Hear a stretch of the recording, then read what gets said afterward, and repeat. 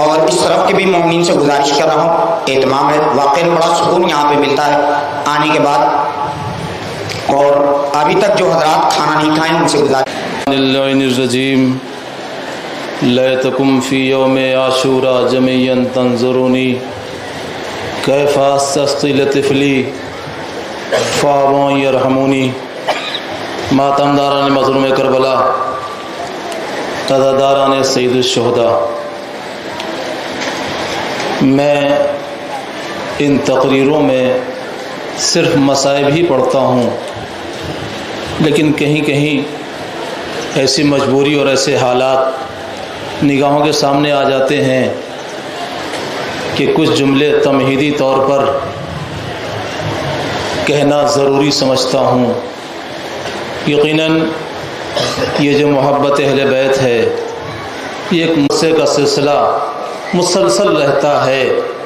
جو غیر ہیں وہ اس بات پر سوچنے پر مجبور ہو جاتے ہیں، ہم نہیں ہے کیا انہیں بھیا کیا کرو گے۔ یہ محبت علی کا اعزاز ہے کہ جہاں پیدا ہو جاتی ہے تو پھر محب کو اپنے جسم کی کیفیت سے کوئی کیا کہا تھا، تو جناب میثم نے کہا کہ میرے مولا نے کہا ہے کہ میثم ہماری محبت میں تمہاری زبان بھی کاٹی جائے گی اور تمہیں سولی پر بھی لٹکایا جائے گا۔ ابن زاد ملعون کہتا ہے کہ نہیں، میں وہ تو نہ کروں گا جو تمہارے مولا نے تمہارے بارے میں کہا ہے، بلکہ اس کے خلاف کروں گا۔ عزیزان گرامی، بہت ساری فضیلتیں دشمنی میں دنیا کے سامنے آ گئیں۔ دشمنی نکالنے کے چکر میں اہل بیت اور اہل بیت کے چاہنے والوں کی بہت ساری فضیلتیں دنیا انسانیت کے سامنے آ گئیں۔ اس نے کہا دار پہ تو چڑھاؤں گا مگر زبان نہیں کاٹوں گا۔ زبان کاٹنے سے پہلے، دار پر لے جانے سے پہلے اس نے ہاتھوں کو کاٹ دیا، پیروں کو کاٹ دیا، جگہ جگہ سے جسم کو زخمی کر دیا۔ اور اب جناب میثم کے جسم کا سارا خون نکل گیا۔ میڈیکل سائنس یہ کہتی ہے کہ جب جسم سے خون نکل جاتا ہے تو جسم کمزور ہو جاتا ہے اور اس ساری کمزوری کا اثر میموری پر جاتا ہے۔ مگر عجب تاریخ ہے ولایت اہل بیت کی، عجب تاریخ ہے محبت اہل بیت کی۔ تاریخ یہ کہتی ہے کہ دار پر جانے کے بعد جیسے فضائل میثم نے سنائے ہیں، دار پہ جانے سے پہلے ایسے فضائل نہیں سنائے تھے۔ اتنی اذیتوں کے باوجود اور آواز دیتے ہیں آؤ کوفے والو آؤ، ہم تمہیں فضائل علی سناتے ہیں۔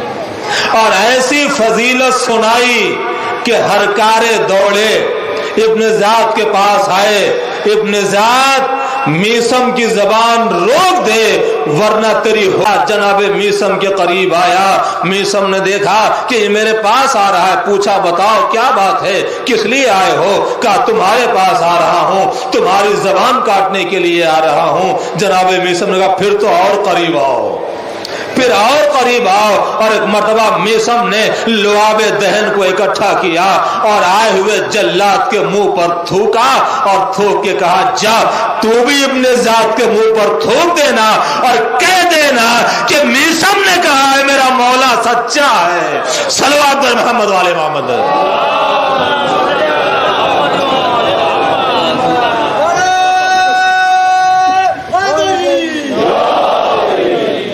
یہ وہ ولایت ہے، یہ وہ محبت ہے جس کا کرشمہ دنیا انسانیت اپنی نگاہوں سے دیکھتی ہے۔ جب یہ محبت پیدا ہو جاتی ہے تو جسم کو کتنی بھی تکلیف پہنچے اس کا احساس نہیں ہوتا ہے۔ سلامت رہیں ہمارے یہ ماتمی دستے، سلامت رہیں ہماری یہ انجمن ہائے ماتمی، سلامت رہیں یہ نوحہ خوانی کرنے والے افراد۔ اس راہ میں بڑی مشکلات ہیں، بڑی مشکلات ہیں، لیکن اس کے باوجود ہر ماتمی دستہ ہر انجمن اپنے آپ کو ازائے حسین میں اس طرح سے مصروف رکھتی ہے، اور کیوں نہ ہو، اس لیے کہ آج جب ہم یاد کرتے ہیں تو ہم بھوکے نہیں ہوتے، ہم پیاسے نہیں ہوتے، ہم مصیبتوں کے ہجوم میں نہیں ہوتے، مگر کل جب ہمارے آقا نے ہمیں یاد کیا ہے تو عالم کیا ہے،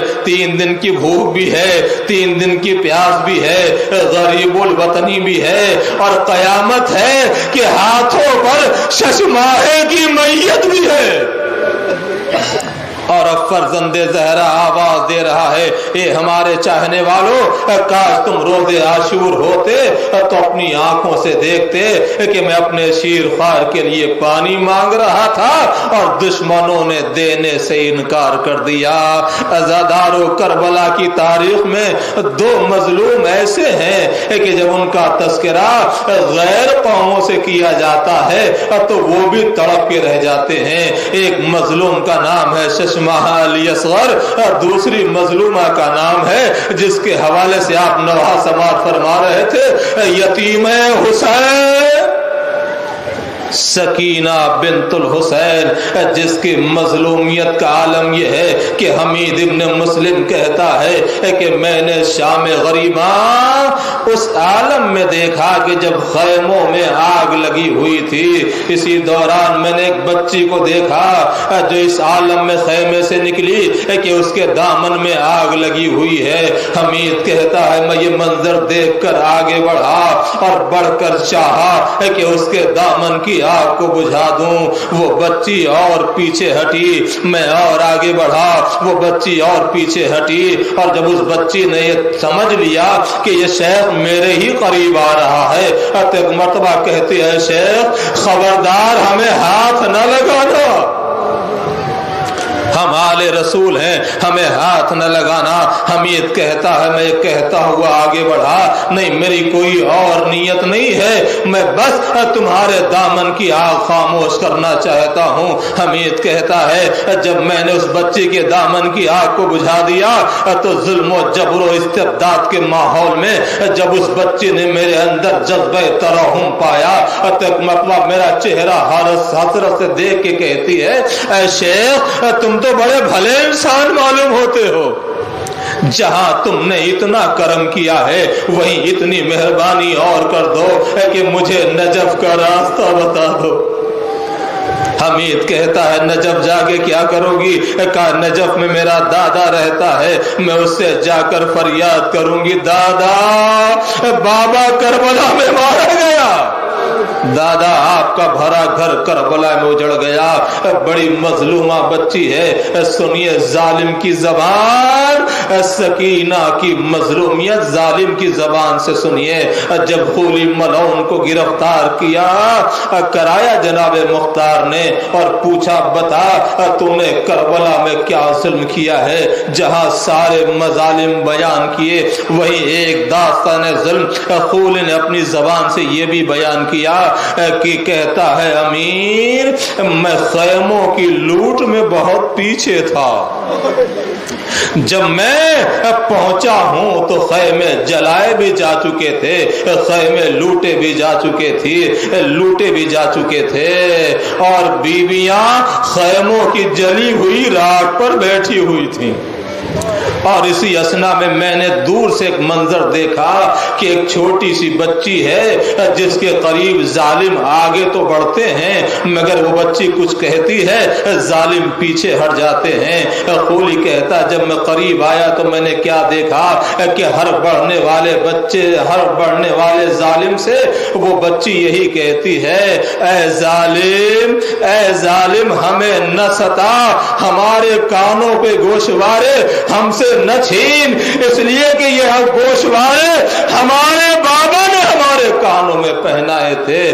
خولی ملعون کہتا ہے وہ بچی ہر ظالم سے فریاد کرتی ہے، ہر ظالم ترس کھا کے پیچھے ہٹ جاتا ہے اور آگے بڑھ جاتا ہے۔ جب میں قریب پہنچا چونکہ میرے پاس بھی کوئی ثبوت نہیں تھا کہ میں خیموں کی لوٹ میں شامل تھا جسے میں ابن ذات کو دکھا سکوں، لہذا میں نے بھی یہ سوچا کہ اگر یہ گوشوارے مجھے مل جائے تو میرے لیے ثبوت ہو جائے گا میں ابن ذات کے سامنے پیش کر سکوں گا۔ خولی ملعون کہتا ہے کہ ایک مرتبہ میں اس بچی کے آگے بڑھا، اس بچی کی طرف بڑھا۔